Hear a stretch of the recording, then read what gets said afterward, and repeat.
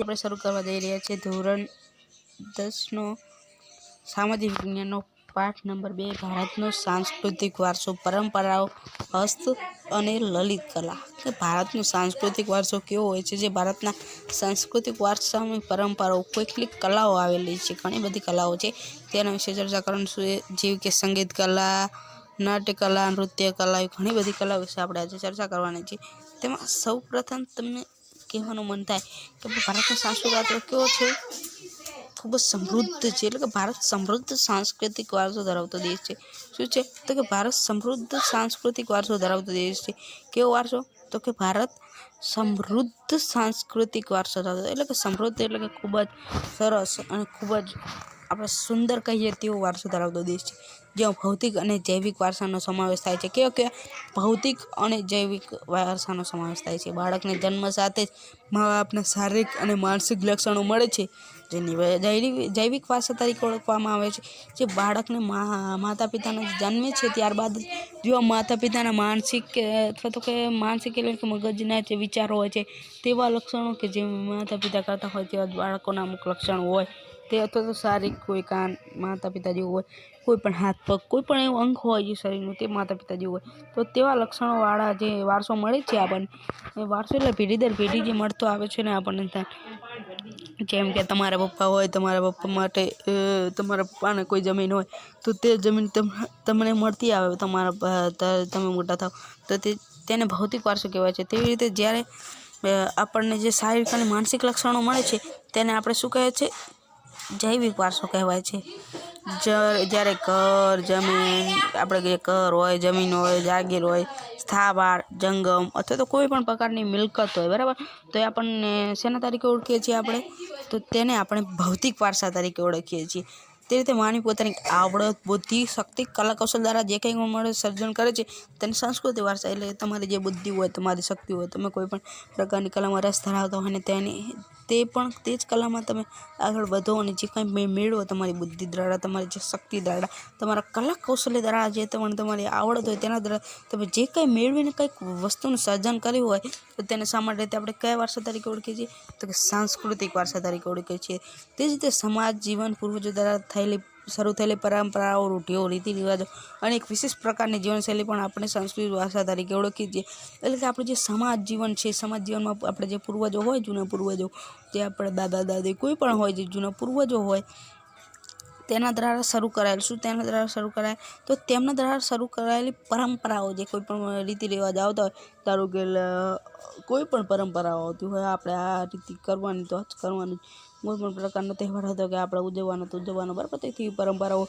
રૂઢિઓ પણ હોઈ શકે રીતિ રિવાજો કેવી રીતુ હોય કેવી રિવાજો હોય તે પણ હોઈ શકે અને એક વિશેષ પ્રકારની જીવનશૈલી કે જીવન રીત હોય છે એને આપણે શેના તરીકે ઓળખીએ છીએ તો કે સાંસ્કૃતિક વારસાના તરીકે ઓળખીએ છીએ તો આપણે તે ઉપરાંત આપણે બીજી જેવી કે શિક્ષણ ખેતી વેપાર રોજિંદા જીવન માટે નીતિ નિયમો ઉત્સવો પ્રસંગ કલાકારી માન્યતા એવી બધાને પણ આપણે કૌશલ્યનો સમાવેશ પણ તેમાં કરી શકીએ છીએ શેનો સમાવેશ આપણે તેમાં કરી શકીએ છીએ તો કે આપણે જે રીતે આપણી બીજી બાબતો જેવી કે આપણે શિક્ષણ મેળવીએ ખેતી કરીએ વેપાર કરીએ આપણે કોઈ પણ ધંધા રોજગાર કરીએ રોજિંદા જીવન માટેના નીતિ નિયમો આપણે રોજિંદા જીવનમાં જે નીતિ નિયમો હોય આપણે સિદ્ધાંત હોય તે હોય ઉત્સવો કોઈ પણ પ્રકારના તહેવારો હોય મનોરંજન આપણે મનોરંજનના કાર્યક્રમ જોતા અને મનોરંજન માટે કોઈ પણ રમત રમતા હોય કલા કારીગરી હોય આપણે કલા કારીગરી હોય ચિત્રકલા નૃત્ય કલા આપણે અલગ અલગ પ્રકારની કલા હોય કોઈને ગાવાનો શોખ હોય તો કોઈને કોઈ પણ વસ્તુનો શોખ હોય તો તેને પણ આપણે શેના તરીકે ઓળખીએ છીએ તેનો પણ આપણે આ સાંસ્કૃતિક વારસામાં સમાવેશ કરી શકીએ છીએ બરાબર ભારત એ વિશ્વનો પ્રાચીન દેશ હોવાને લીધે તેની ઉત્તમ પરંપરાઓ સામાજિક મૂલ્યો રૂઢિઓ તથા રીતિ રિવાજો પરિવાર વ્યવસ્થા સાથેની ખાસિયત ધરાવતો સાંસ્કૃતિક વારસાનું જાળવણી કરવાની આપણી ફરજ બની જાય છે ભારત એ વિશ્વનો પ્રાચીન દેશ હોવાને લીધે બરાબર ભારતનો ખૂબ જ સૌથી વિશ્વનો પ્રાચીન દેશ ગણવામાં આવે છે તેથી તેની ઉત્તમ પરંપરાઓ જે ખૂબ જ સરસ પરંપરાઓ સામાજિક મૂલ્યો હોય રૂઢિઓ હોય રીતિ રિવાજો હોય પરિવારની વ્યવસ્થા હોય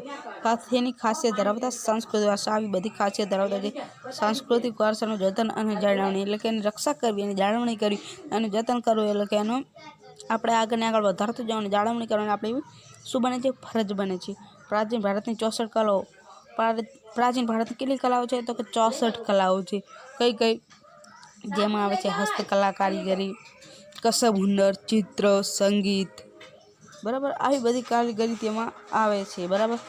કઈ કઈ તો કે હસ્તકલા, કારીગરી, કસબ હુનર, ચિત્ર, સંગીત, નાટ્યકલા, નૃત્યકલા ઇત્યાદિ, એટલે કે વગેરે, બરાબર.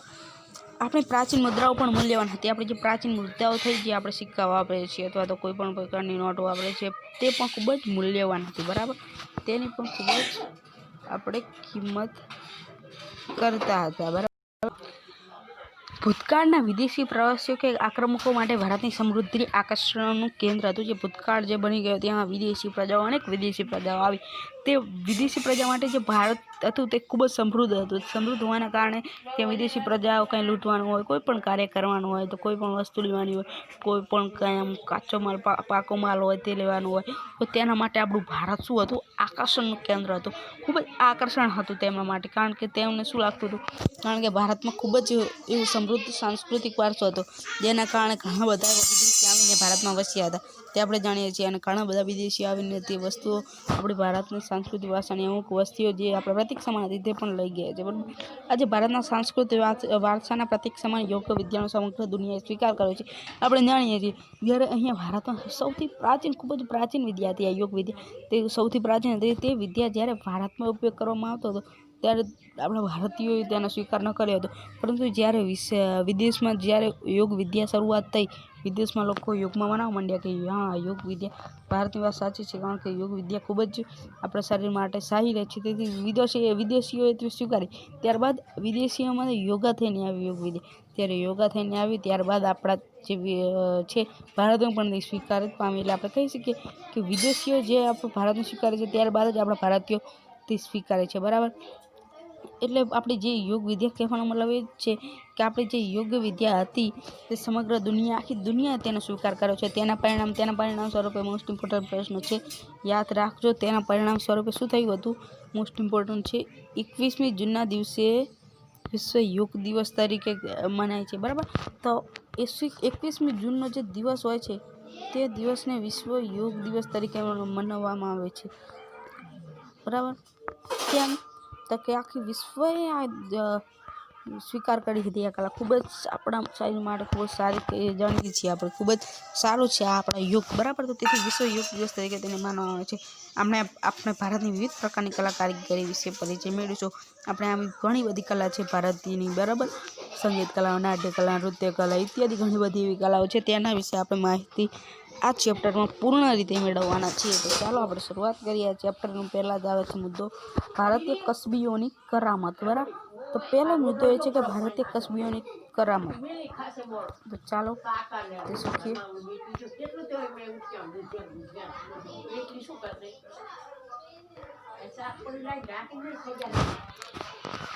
ભારતના સાંસ્કૃતિક વારસાના સૌંદર્ય ભારતીય કારીગરો અને કસબી હુનર પારંગતતા સમાયેલું છે.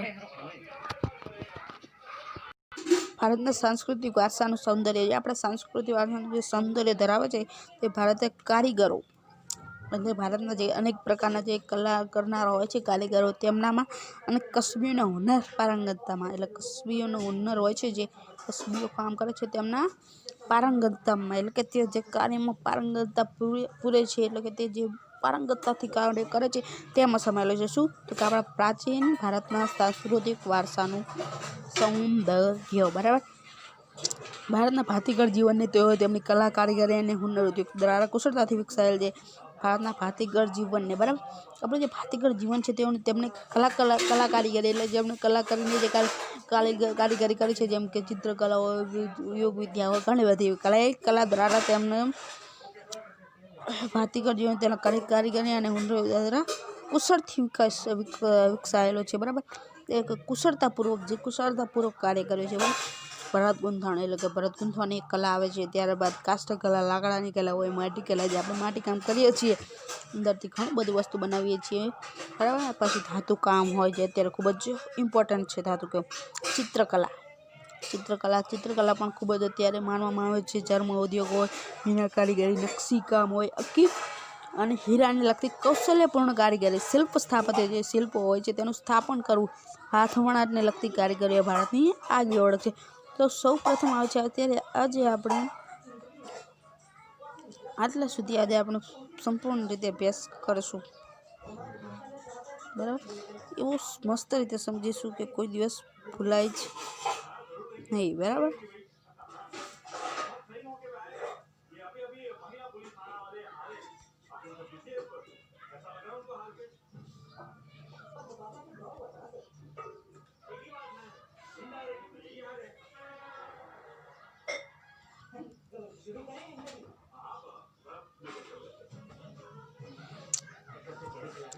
તો આપણે ત્યાં સુધી પતાવી દઈએ પહેલાં.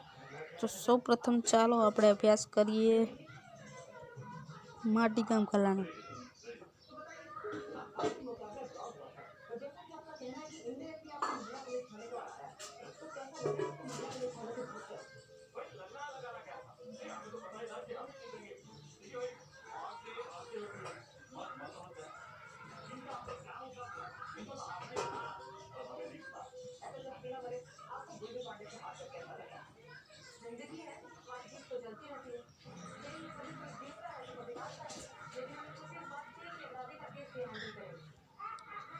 માટીકામ કલા માનવ જીવન અને માટી વચ્ચે ઘણો પ્રાચીન સંબંધ રહ્યો છે. જે માનવ જીવન અને માટી વચ્ચે ખૂબ જ પ્રાચીન સંબંધ રહેલો છે. કેમ તો કે